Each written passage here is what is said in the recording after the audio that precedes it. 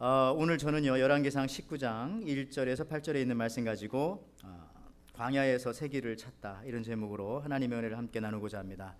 여러분들 그 해저 케이블, 그 언더시 케이블스라는 말 들어보셨습니까? 제가 지난주에 큰 섬 비가일랜드 다녀오면서요 태평양 짧은 거리지만은 비행기를 타고 갔다 오는데 바다는 역시 잔잔했습니다. 여기는 비가 많이 왔다고 그렇게 들었는데요.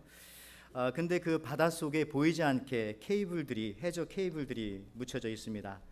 이 해저 케이블이 처음 사용된 것은 아주 오래전입니다. 1850년 영국과 프랑스 간에 바닷속으로 케이블을 놓고 그렇게 사용을 했습니다.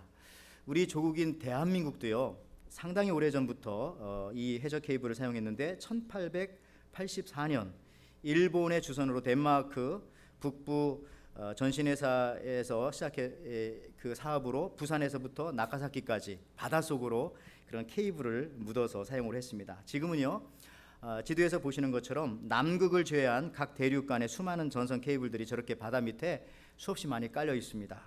그래서 저것을 통해서 우리가 전화나 인터넷이나 전자장비 이런 내용들이 정보가 오가는 것이죠. 가끔 지진이나 상어에 의해서 이것이 훼손되는 경우도 있는데 저 케이블만 고치는 배가 따로 또 있다고 합니다. 여러분들 그 잔잔한 태평양 바닷속에도 지금 저렇게 수많은 정보들이 오가고 있다고 하는 사실, 하나님의 섭리도 이와 같습니다. 우리 눈에는 보이지 않지만은 이와 같은 것들이 수없이 오가고 있는 것이죠. 이번 달 그 큐티 책에 여러분 혹시 거기에 나온 참 재밌는 예화가 하나 있어서 소개하는데요. 그 사냥개로 유명한 그레이하운드라고 하는 개가 있습니다. 아주 날렵하고 길고 경주개로도 많이 사용됩니다. 반면에 그 셜록 홈즈라고 하는 사람들이 그 탐정이 데리고 나오기도 하고 영국 경찰에서 많이 사용하는 이 블러드하운드라고 하는 옆에 퉁퉁하고 큽니다. 저 개가 귀엽게 생긴 저 개가 있습니다. 두 개가 다 이렇게 경찰견으로 때로는 이제 사냥개로 사용되어지는데 두 개가 조금 다릅니다. 이 그레이하운드는요 시력이 좋아서 사냥감을 보고 사냥을 하기 때문에 사냥감이 보일 때는 빨리 열심히 뛰어가지만은 사냥감이 보이지 않으면은 금방 포기해 버린다고 합니다. 그런데 저 퉁퉁하고 귀여운 저 블러드하운드는요 냄새로 사냥을 하기 때문에 사냥감이 눈에 잠시 안 보여도 사냥을 포기하지 않고 끝까지 가서 잡아온다는 것입니다. 여러분 눈에 보이는 현실만을 따라간다면은 아마 여러분들은 그레이하운드형 그 스타일의 그런 성도분이실 수 있고요. 눈에는 잠시 보이지 않지만은 냄새, 믿음을 가지고 끝까지 쫓아간다면은 여러분들은 블러드하운드형의 그런 성도일 것이라고 생각합니다. 여러분 어느 형에 속하십니까? 역사와 섭리 몇 번 말씀드렸습니다. 역사는 보이는 것이고 섭리는 보이지 않는 것입니다. 우리가 열차를 타고 뉴욕에서 이 보스턴까지 가는 것을 섭리라고 할 때에 열차 안에서 벌어지는 수많은 일들, 잠자고 신문을 읽고 땅콩을 먹고 이런 것들은 역사라고 말할 수가 있습니다. 열차는 그 안에서 누가 무엇을 하든 그 역사와 상관없이 섭리에 의해서 뉴욕에서 보스턴으로 가기로 했다면은 그 열차는 가는 것이죠. 이것이 바로 그 독일의 신학자였던 판넨베르그가 말을 했어요. 이런 관점에서 우리가 신앙생활을 하면서도 때로는 지치고 힘든 경우가 있습니다. 그것은 왜 그러냐면은 하나님의 섭리를 보고 읽는 눈이 없고 눈에 보이는 역사만 보기 때문에 우리가 신앙생활을 하면서도 때로는 지치고 힘들 때가 있다라고 하는 것이죠. 그렇다면은 우리가 가장 잘 하나님의 섭리를 체험하는 장소가 어디일까 생각해 볼 수 있습니다. 인간의 역사가 가장 적은 곳이 하나님의 섭리가 가장 충만한 곳일 수 있겠죠. 인간의 힘이 잘 미치지 못하는 곳일 겁니다. 인간의 힘으로는 어찌할 수 없는 그런 장소입니다.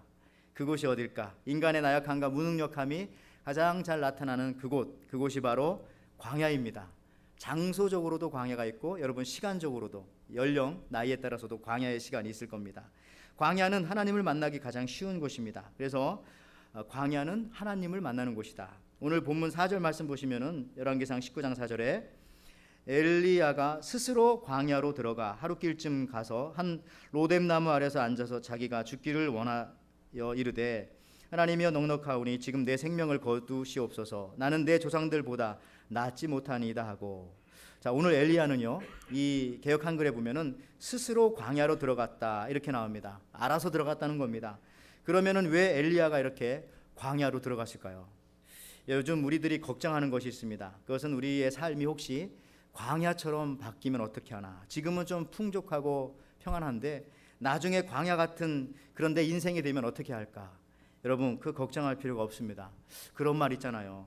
스스로 가난하게 된 자는 누구도 그를 가난하게 할 수 없는 것처럼 스스로 광야 길을 택한 자는 누구도 억지로 그를 광야에 몰아넣을 수가 없습니다. 그러니 여러분, 광야를 두려워하지 마십시오. 광야는요, 머무는 곳이 아닙니다. 성경에 의하면 광야는 지나가는 곳입니다. 또한 광야를 지나야만 하나님의 산 호렙에 이를 수가 있습니다. 오늘 엘리야는요, 그래서 스스로 광야에 들어갑니다. 왜 그렇게 광야에 들어갔는가? 오늘 본문에 보면 조금 또 다른 이유도 있죠. 엘리야가 바알과 아세라를 믿는 우상 숭배자들 850명을 심판하고 죽였습니다. 그리고 나니까 이세벨이 이렇게 말하죠. 내일 이맘때, 그러니까 내일 점심때까지 내 생명을 빼앗겠다 하는 협박의 말을 들었습니다. 그 마음을 듣고 아마 마음이 흔들리는 부분도 있었을 겁니다. 근데 여러분, 여기서도 우리가 놓치지 말아야 할 것은 내일 이맘때까지, 여러분 내일 걱정 내일 하라고 그랬잖아요. 내일 죽인다고 했는데 그것까지 걱정할 필요 없는데 엘리야가 도망가네요. 자, 8절에 보니까요, 하나님의 산 호렙으로 가려고 했고요, 결국은 호렙까지 가는 첫 번째 관문이 바로 광야였다는 것입니다. 왜 그러냐 하면은 이 호렙산은 광야 한가운데 있기 때문에 이 하나님의 산 호렙까지 가려면은 반드시 광야를 통과해야 된다는 것입니다. 엘리야는 광야로 스스로 들어갈 수밖에 없었는데 그 이유는 바로 하나님을 만나는 장소라는 것을 그가 알았기 때문에 그렇습니다. 과연 하나님은 광야에서 그를 기다리고 계셨습니다. 광야는 하나님을 만나는 장소였기 때문에 여러분 그렇습니다. 모세가 하나님을 광야에서 만났습니다. 그리고 바울 사도도 아라비아라고 하는 사막 광야에서 하나님을 더 깊이 3년 동안 만났습니다.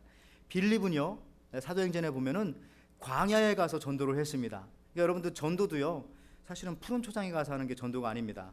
광야에 가서 해야지 푸른 초장 같은 남의 교회 가서 전도하면 안 되고 광야에 가서 하는 겁니다. 아무도 없는 그런 곳에 가서 왜 저런 데서 전도하지? 그런 데서 전도하는 거예요. 빌립이 그렇게 해서 사람을 얻었지 않습니까? 세례를 주고. 여러분, 광야는 하나님을 만나는 장소, 즉 실제적으로 예배하는 장소입니다. 출애굽기 7장 16절 말씀에 그에게 이렇게 말하여라. 히브리인들의 하나님 여호와께서 나를 당신에게 보내시며 내 백성이 광야에서 나를 예배하게 내보내라고 이르셨는데도 당신은 여지껏 그 말씀을 듣지 않으셨습니다. 여러분, 이스라엘 백성들이 출애굽한 이유도요, 모세는 그렇게 말했습니다. 바로에게 가서 하나님을 예배하기 위해서 내 백성을, 하나님의 백성을 내가 이끌고 나가겠다. 여러분, 광야는 예배하기 위해서 존재하는 것입니다. 광야는 예배 장소였습니다. 예배 장소라는 말은 하나님을 만나는 장소였습니다. 혹시 여러분들 중에서도 지금 광야 같은 그런 시간 속에, 광야 같은 그런 삶 속에 있다면 오히려 그 시간과 그 장소가 하나님을 만나는 장소입니다. 그렇다면 우리의 삶이 광야 같은 인생일지라도 왜 두려워합니까? 많은 사람들이 두려움을 갖고 있는 것은 앞으로 내 삶이 광야, 루인될까봐 걱정하는데 그 걱정할 거 없다는 거죠. 거기 하나님이 늘 계시기 때문에 그렇습니다. 그 섭리 속에 하나님이 계십니다. 또 한 걸음 나아가서 여러분, 성령 하나님의 사역을 말씀드리자면요, 갈라디아 5장에 있는 말씀과 같이 성령의 열매는 사랑과 희락과 평과 자비와 양선과 온유와 충성과 절제, 그러니까 열매 맺는 그런 사역도 있지만은 성령의 사역 중에 하나는 시들고 말라버리게 하는 사역도 있다는 것입니다. 시들게 하는 성령의 사역의 대표적인 말씀이 이사야 40장 6절에서 7절 말씀이지 않습니까? 말하는 자의 소리여 이르되 외치라. 대답하되 내가 무엇이라 외치리까 하니 이르되 모든 육체는 풀이요 그의 모든 아름다움은 들의 꽃과 같으니 푸른 마르고 꽃은 시듬은 여호와의 기운이 그 위에 불미라. 이 백성은 실로 풀이로다. 여호와의 기운, 성령이죠. 성령 하나님의 역사 중에는 열매 맺게 하는 역사도 있지만은 시들게 하는 역사도 있습니다. 말라버리게 하는 역사도 있습니다. 이것은 이와 같은 뜻이죠. 이스라엘 백성들이요, 우상을 숭배할 때 하나님께서는 그들을 시들게 만들으셨습니다. 생각해 보십시오. 우상 숭배하고 하나님을 떠났는데도 열매가 더 풍성히 맺히고 더 마음속에는 더 희락과 기쁨이 있고 화평이 있다면은 그게 축복이겠습니까? 아니면 저주이겠습니까? 저주 중에 저주죠. 하나님을 떠났는데도 오히려 일이 잘 된다면은, 여러분, 하나님을 떠나면 안 되는 것이 축복이고 하나님을 떠날 때 내 삶이 메말라가는 것이 오히려 하나님의 큰 섭리 속에서는 그것이 큰 축복입니다. 성령의 사역에는요, 풍성하고 열매 맺히는 사역도 있지만은 그래서 가끔은 시들게 하고 또 목마르게 하는 광야의 사역도 하시는 분이 성령 하나님이십니다. 그것이 바로 우리를 위한 사역이라는 것이죠. 어떤 이들은 병들었기 때문에 하나님을 만나기도 하고요, 또 연약할 때 주님을 만나는 은혜를 체험하기도 합니다. 실제로 성령이 역사하면은 우리 자아가 약해지는 모습이 나타납니다. 하나님 만나고 센 사람 없어. 하나님 만나면 자꾸자꾸 약해집니다, 내 자아가요. 그래서 루터는 말하기를 이런 말했어요. 하나님은 휜 화살도 쏘시고 절름발이 말도 타신다. 하나님은 실수를 아니하신다는 거죠. 우리의 인생이, 우리의 삶이 때로는 휜 화살 같고 절름발이 같을지라도 우리를 통하여 하나님은 일을 하십니다. 그러므로 하나님은 분명히 광야를 통해서도 우리에게 크게 역사하십니다. 여러분, 광야는요 또 아무것도 바라볼 수 없는 곳입니다. 광야 아무것도 없거든요. 오직 하나님만 바라보게 만드는 곳이 광야입니다. 몇 년 전에 제가 시카고에 있었을 때에 그 방지일 목사님이라는 분이 시카고를 방문하셨습니다. 그때 나이가 100세이셨어요. 아마 103세에 소천하셨는데, 그분이 이런 말 하셨어요. 모세가 사람을 죽일 때 좌우를 둘러보았습니다. 그래서 사람을 죽였어요. 사람을 의식하니까 그렇게 된 겁니다. 만약 모세가 하늘을 한 번만 보았다면 살인을 면할 수 있었을 텐데, 이런 말을 하셨는데, 성경 찾아보니까 출애굽기 2장 11절과 12절 말씀에 이런 말씀이 있어요. 모세가 장성한 후에 한 번은 자기 형제들에게 나가서 그들이 고되게 노동하는 것을 보더니 어떤 애굽 사람이 한 히브리 사람 곧 자기 형제를 치는 것을 본지라 좌우를 살펴 사람이 없음을 보고 애굽 사람을 쳐 죽여 모래 속에 감추니라. 분명히 나오잖아요. 좌우를 살펴. 왜 좌우를 살핍니까? 위를 쳐다봐야죠. 하나님을 봤으면은 살인을 면할 수 있었을 텐데. 그러면서 이 방지일 목사님이 그런 말씀하셨어요. 우리 한국 사람들은 참 왜 그러는지 모르겠다. 아이들이 태어나면은 도리도리부터 시킨다는 거죠. 도리도리부터 시키지 말고 끄떡끄떡부터 시키라는 거죠. 근데 참 아이들은 신기하더라고요. 도리도리는 그냥 알아서 하는 건데요. 그런 것처럼 여러분들 좌우를 보지 말고 오직 하나님만 보라. 위를 봐라. 이것이 바로 광야입니다. 광야는 아무것도 없거든요. 오직 하나님만이 나를 도와주시는 분이기 때문에. 또 우리 사도행전에 보면은 거기에 베드로와 요한이 성전 문 앞에 구걸하는 안진뱅이에게 줄 것이 없어서 무엇을 줍니까? 예수님의 이름을 줍니다. 거기 사도행전 3장 6절 말씀에 베드로가 이르되 은과 금은 내게 없거니와 내게 있는 이것을 내게 주노니 나사렛 예수 그리스도의 이름으로 일어나 걸으라 하고. 여러분, 만약 이때에 베드로와 요한에게 은과 금이 있었으면 어떡할 뻔했습니까? 그러면 큰일 날 뻔했죠. 이 안진뱅이가 일어나지 못했을 거예요. 그냥 은과 금을 주고 그냥 그걸로 끝났을 거예요. 여러분, 또 이 성경 잘 봐야 됩니다. 어떤 분들은 이걸 꼭 읽으라면은 베드로가 이르되 금과 은은 내게 없거니와. 근데 성경은 은과 금이라고 했잖아요. 실버 앤 골드죠. 근데 우리 금에 눈이 멀은 사람들은 성경을 꼭 이걸 금과 은은 내게 없거니와 이걸 잘 봐야 돼요. 자, 그런데 이게 바로 광야의 기적이죠. 내가 없었기 때문에, 내게 은과 금이 없었기 때문에 예수님의 이름을 줄 수 있는 능력, 그래서 안진뱅이를 일으키는 능력, 이것이 바로 광야의 기적입니다. 이 기적은 우리 삶 속에도 지금도 늘 존재하고 있는 것이죠. 없었기 때문에 나타나는 기적입니다. 한국교회 역사를 보더라도 그렇습니다. 오히려 없었던 그 시절에 더욱더 뜨겁게 하나님 앞에 기도했고 더욱더 간절히 하나님 앞에 매달렸고 그때 더 많은 응답과 더 많은 하나님을 만날 수 있는 기회가 그 가운데 있었다는 겁니다. 또 오늘 보니까 두 번째는요, 이 광야에 갔더니 거기에 뭐가 있는가 하면은 로뎀 나무가 있었습니다. 5절부터 7절까지 말씀해 보니까요, 로뎀 나무가 있었는데 이 로뎀이라고 하는, 이 로템이라고 하는 말은요, 그 화이트 브롬, 그러니까 대쌀이 나무, 쌀이 빗자루 만드는 그런 종류의 나무입니다. 근데 이 로템이라고 하는 이 말이요, 이 말을 히브리어로 번역하면은 시궁창이라고 하는 그런 말입니다. 시궁창 아시죠? 근데 많은 사람들이 성경을 잘 모르면은 이름을 그냥 아무거나 갖다 쓰는데, 뭐 로뎀이 시궁창이란 뜻인데 어떻게 로뎀 나무 식당 이렇게 쓴 데도 있더라고요. 시궁창 식당인가? 뭐 로뎀 나무 카페, 이름이 너무 예쁘잖아요. 근데 한국 이렇게 조사해 봤더니요, 그게 많더라고요. 로뎀 미술학원, 로뎀 나무 미술학원. 아마 이게 생각하는 사람 로댕하고 이게 이름이 비슷하니까 아마 이렇게 많이 쓰는 것 같은데요. 여러분들, 이 로뎀이라고 하는 말은 시궁창이다 하는 그런 말, 아니면 진흙창이다 하는 그런 말과 같습니다. 사람들이 사는 곳에는 어느 곳이든지 시궁창이 있습니다. 하나님께서는 엘리야 앞에 지금 로뎀 나무를 두시고 잘못 먹은 음식을 거기서 토해내듯이 거기서 네가 잘못 들은 말 다 거기서 토해내라고 그렇게 말씀하십니다. 로뎀나무 밑에서 토해내라는 것이죠. 그래서 시편 62편 8절 말씀에도 보면은요, 백성들아 시시로 그를 의지하고 그의 앞에 마음을 토하라고 그랬어요. 하나님은 우리의 피난처시로다. 예, 여러분 토해내면 사람들 다 싫어합니다. 우리 예배드리다 누가 여기 갑자기 욱 하고 토해내면은 아마 사람들 다 쳐다보고 멀리할 겁니다.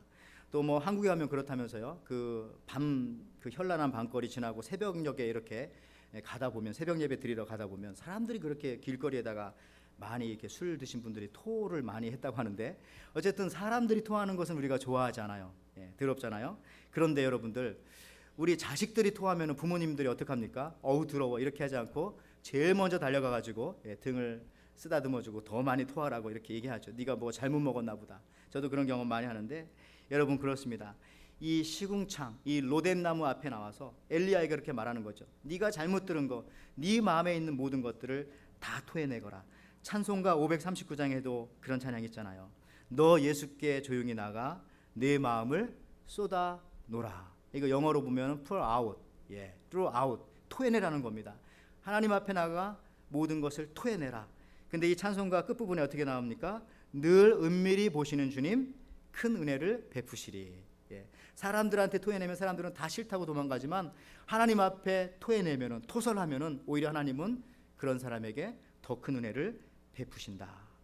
여러분들 다른 데 토해내지 마십시오. 사람들한테 토해내지 마시고, 요즘 많은 경우 보면은 그 SNS 같은 데다가 많은 이런 토설물들을 토해내는 경우가 있습니다. 이상한 댓글을 달기도 하고 거기에 이상한 그림을 올리기도 하고 뭐 이러면서요, 자기의 그 거짓된 모습들, 조금 거짓된 모습들을 거기다 올리기도 하고, 그게 아름답고 좋은 게 아닙니다. 알고 보면 그거 다 토설한 거거든요. 그걸 볼 수가 있는데, 여러분들 오늘 얘기하는 거죠. 하나님 앞에 나와서, 오직 로뎀나무 앞에 나와서 토설하거라. 우리는 광야에서 로뎀나무 아래서 이 모든 잘못 먹은 음식과 잘못 들은 음성들을 토해낼 수가 있습니다. 엘리야는 거기서 이세벨로부터 들은 그 공포스러운 그런 말들을 거기다가 다 토합니다. 열왕기상 19장 2절 말씀 보세요. 이세벨이 사신을 엘리야에게 보내어 이르되 내가 내일 이맘때에 반드시 네 생명을 저 사람들 중 한 사람의 생명과 같게 하리라. 그렇게 하지 아니하면 신들이 내게 벌 위에 벌을 내림이 마땅하리라 한지라. 이세벨이 그렇게 말하는 거죠. 내가 너를 죽이겠다. 너를 가만두지 않겠다. 너를 부셔버리겠다. 네 자식까지 가만두지 않겠다. 이런 것도 있죠. 너 같은 놈은 형편없는 놈이다. 이런 얘기들 우리가 듣잖아요. 너는 망할 놈이다. 어렸을 때 혹시 이런 얘기 들은 사람이 있습니까? 너는 태어나지 말아야 했을 놈이다. 너 때문에 우리 집이 이렇게 됐다. 너만 없었어도, 너 같은 것만 없었어도. 혹 여러분 누군가로부터 이 비아냥거리는 그런 소리, 아니면 그런 눈빛, 그런 대우를 받아본 적 있으십니까?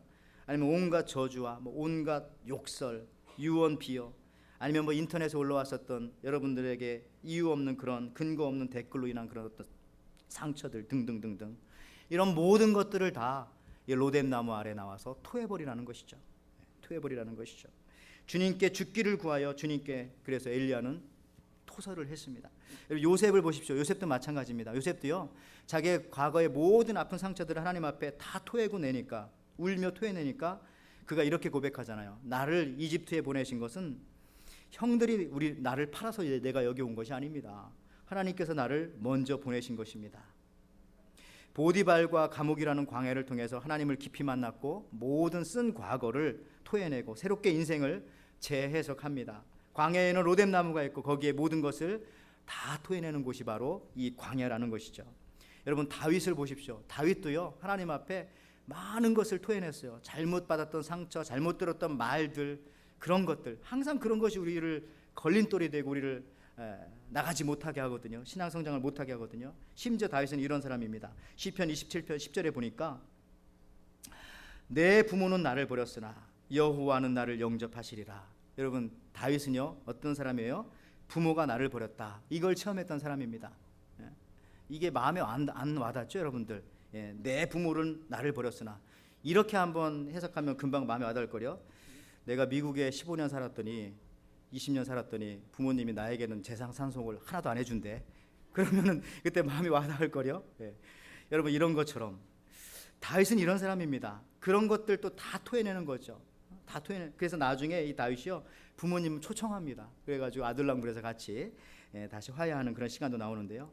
또 시편 32편 3절에 이런 말씀이 있습니다. 내가 토설하지 않을 때에 종일 신음함으로 내 뼈가 쇠하였도다.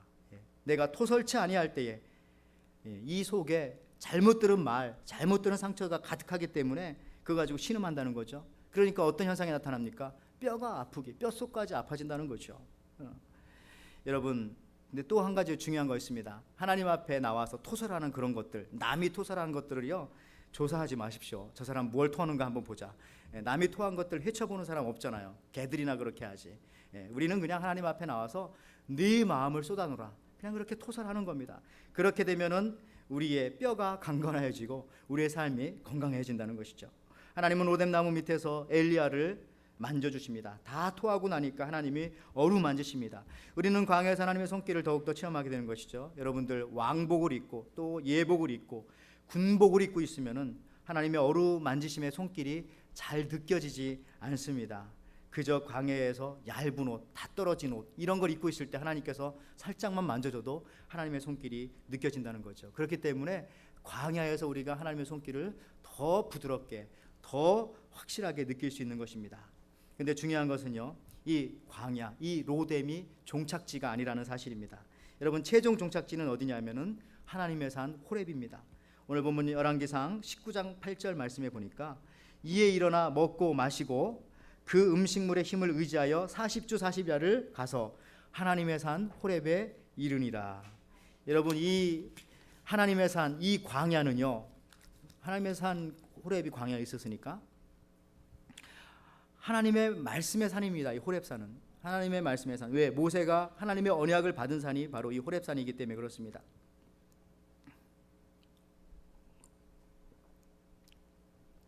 근데 이 호렙산까지 가는 길에는요, 하나님은 광야를 꼭 지나가게 하십니다.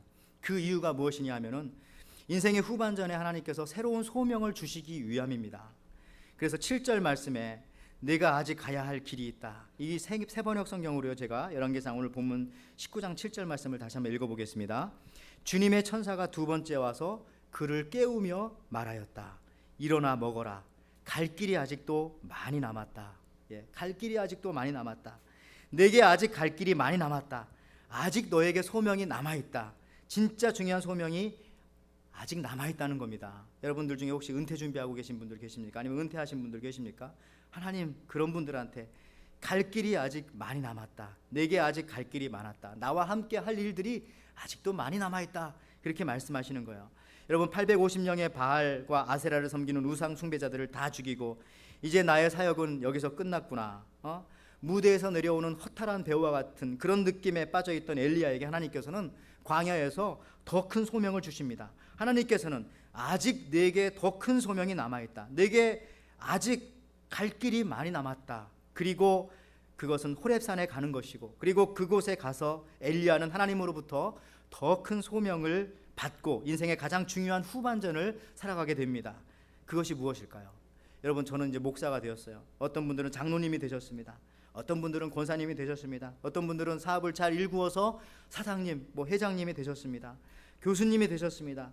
학위를 완전하게 다 마쳤습니다. 모든 걸 다. 그러면 그게 끝이 아니잖아요. 왜 하나님께서 그런 자리를, 그런 능력을, 그런 위치를, 그와 같은 여건과 그와 같은 힘과 또 재력과 재능과 지혜와 능력을 주셨을까요? 그러한 능력을 주신 이유가 있다는 거죠. 거기가 목적지가 아니잖아요. 그걸 주신 이유가 있다는 것이죠. 엘리야는 광야를 통해서 새로운 소명을 받습니다. 그런데 이 소명은 처음 그의 소명보다 더욱더 빛나는 그런 소명이었어요. 처음 소명은 뭡니까? 죽이는 소명이었어요. 우상 숭배자들을 죽이는 겁니다. 처단하는 겁니다. 그런데 광야를 지나고 나서 호렙산에 이르렀더니 하나님께서 엘리야에게 주시는 소명은 다음과 같은 것입니다. 열왕기상 19장 15절부터 16절 말씀입니다. 여호와께서 그에게 이르시되 너는 내 길을 돌이켜 광야를 통하여 다메섹에 가서 이르거든 하사엘에게 기름을 부어 아람 왕이 되게 하고 너는 또 님시의 아들 예후에게 기름을 부어 이스라엘의 왕이 되게 하고 또 아베 무을랏의 사밧의 아들 엘리사에게 기름을 부어 너를 대신하여 선지자가 되게 하라.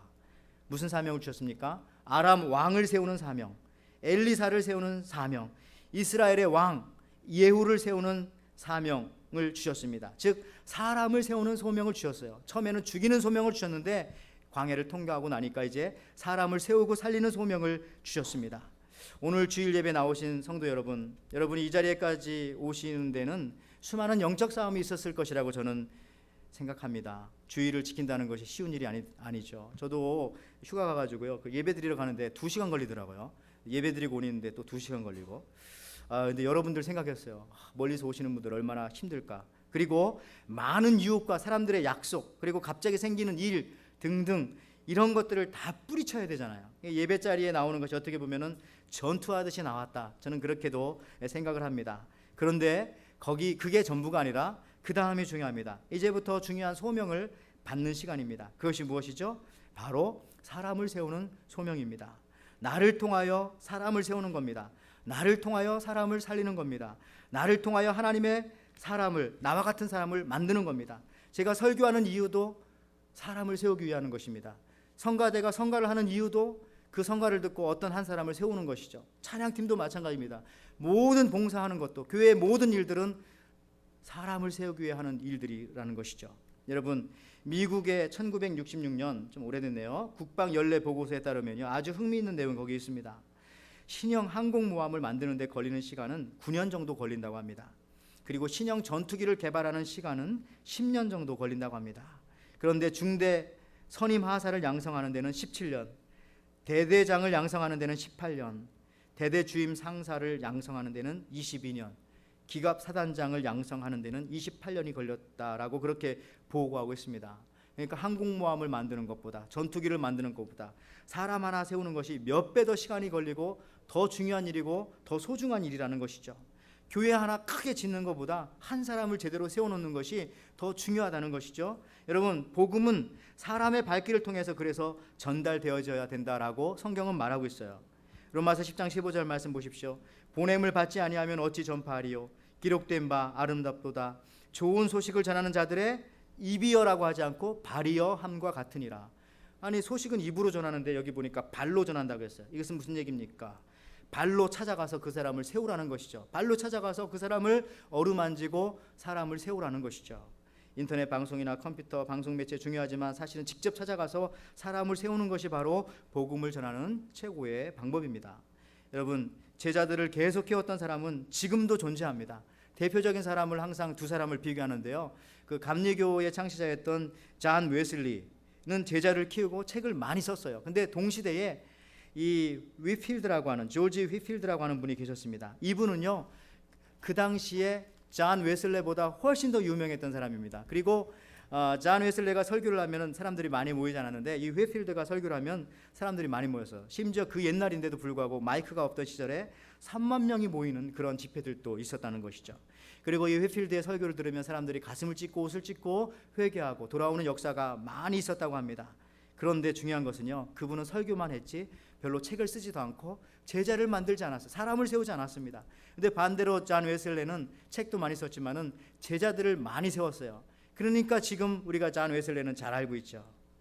여러분, 마야, 아즈텍, 잉카 문명 뛰어났지만은 다 사라진 것은 문자가 없었기 때문에 그렇습니다. 전해지지 않아서 사라졌다는 것이죠. 반대로 유대인들은 어떻습니까? 왜 그들이 강하죠?